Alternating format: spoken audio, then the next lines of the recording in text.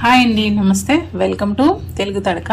ఈరోజు వీడియోలో చాలా ఈజీగా చేసుకుని ఇలా నోట్లో వేసుకుంటే అలాగా కరిగిపోయే శనగపిండి లడ్డు చేసి చూపిస్తున్నాను. చాలా ఈజీ అండి చేసుకోవడం. మీరు ప్రసాదంగా చేసుకోవాలన్నా లేదంటే స్వీట్ తినాలనిపించినప్పుడు ఇలా చేసుకోవచ్చు. చాలా ఈజీ ప్రాసెస్, తప్పకుండా ట్రై చేయండి.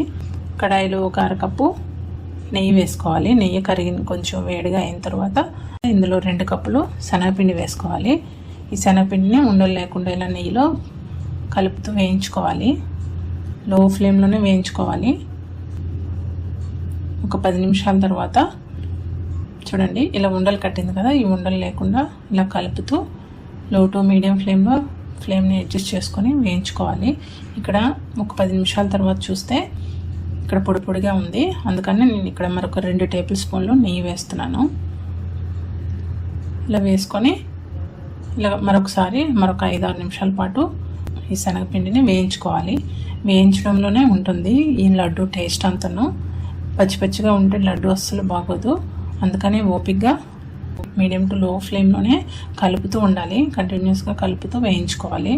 చూడండి కలర్ అనేది ఇక్కడ చేంజ్ అయింది.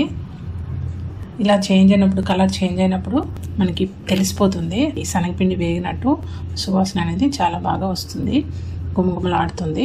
ఇప్పుడు ఈ టైంలో మనం పక్కకు దించుకొని ఒక 2 నిమిషాల పాటు కలుపుతూనే ఉండాలి. లేదంటే ఈ వేడికి అడుగు వైపు నుంచి ఎక్కువ మాడే ఛాన్స్ ఉంటుంది కాబట్టి కలుపుతూనే ఉండాలి ఒక 2 నిమిషాల పాటు.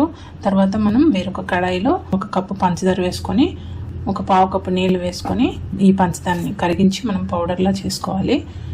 ఈ ప్రాసెస్ని బోరా అంటారు. కొంచెం ఈ పంచదార బాగా ఇలా పొంగుగా వచ్చింది కదా, ఇప్పుడు 1 కప్పులో నీళ్ళు తీసుకొని ఇలా పాకం వేసుకుంటే ఇలా ఉండలా కడుతుంది. ఇలా ఉండలా కట్టినప్పుడు మనం స్టవ్ ఆఫ్ చేసుకోవాలి. చూడండి ఇలా పైకి పొంగులా వచ్చింది కదా తెల్లగా, ఈ టైంలో స్టవ్ ఆఫ్ చేసుకోవాలి. స్టవ్ ఆఫ్ చేసిన తర్వాత కలపడం అనేది ఆపకూడదు, కలుపుతూ ఉండాలి కంటిన్యూస్గా. ఎందుకంటే గట్టిగా అయిపోతుంది, లేకపోతే ఒక చెక్కిలా అయిపోతుంది కలుపుకుండా అలా ఉంచేస్తే. స్టవ్ ఆపిన తర్వాత కూడా ఇలా కలుపుతూనే ఉండాలి.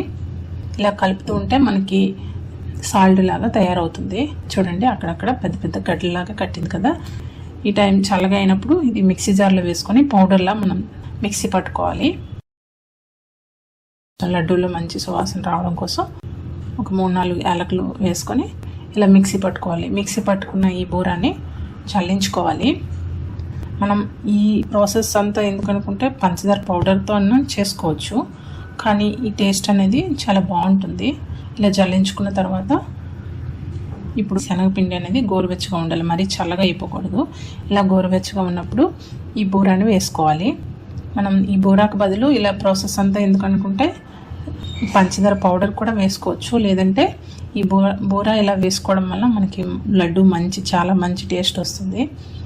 నోట్లో వేసుకుంటే కరిగిపోతుంది. నెక్స్ట్ తిన్నప్పుడు పంటికి అంటుకోకుండా చాలా మంచి టేస్ట్ అనేది వస్తుంది. ఆ డిఫరెన్స్ అనేది తెలుస్తుంది మీకు. ఇలా బోరా వేసుకున్న తర్వాత బాగా కలుపుకోవాలి. రెండింటిని కలుపుకోవడం అనేది కొంచెంసేపు టైం పడుతుంది. ఒక 5-6 నిమిషాల పాటు బాగా కలపాలి రెండును, శనగపిండి ఈ బోరా. సో కొంచెంసేపు ఒక 5-6 నిమిషాల పాటు ఈ ఉండలు లేకుండా మనకి గోరువెచ్చగా ఉన్నప్పుడే అలా కలుపుకుంటే కొంచెంసేపు తర్వాత చూడండి ఇలా లడ్డు కట్టుకోవడానికి వీలుగా అవుతుంది.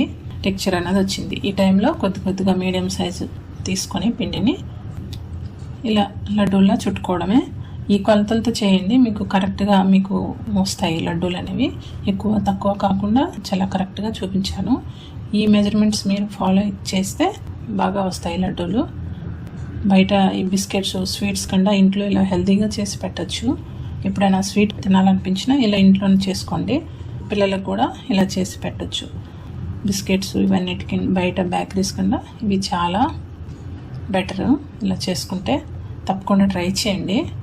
వీడియో నచ్చితే లైక్ చేయండి, షేర్ చేయండి, సబ్స్క్రైబ్ చేయడం మర్చిపోవద్దు. Thank you so much for watching. Bye.